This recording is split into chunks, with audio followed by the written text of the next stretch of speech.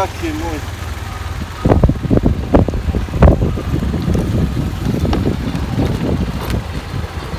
Braja, kućiš? Vrijeme je Baki.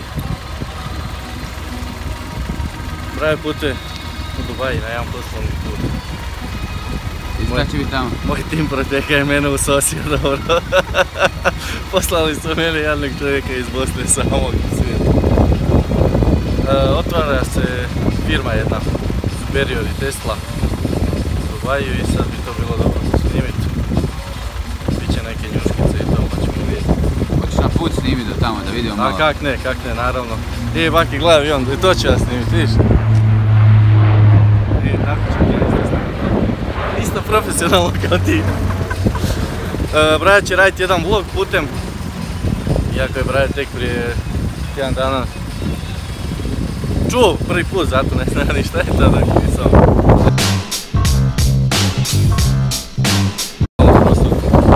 Uglavnom snimit ćemo nešto, vidjet ćemo kako će ispad.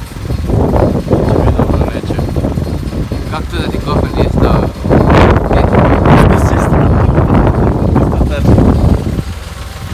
Nema, dodatna oprema.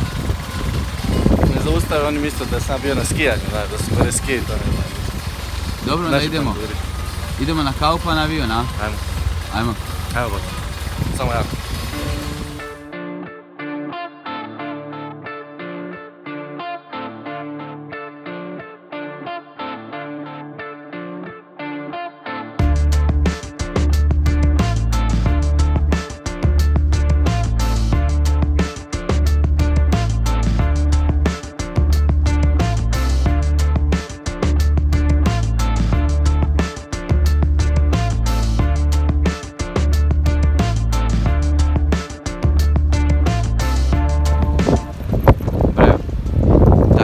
Zima u Dubaju ili šta?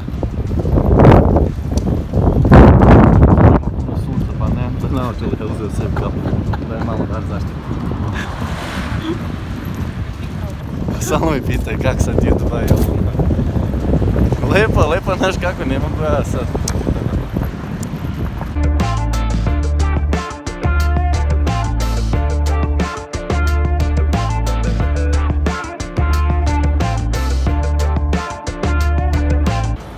Fly Dubai.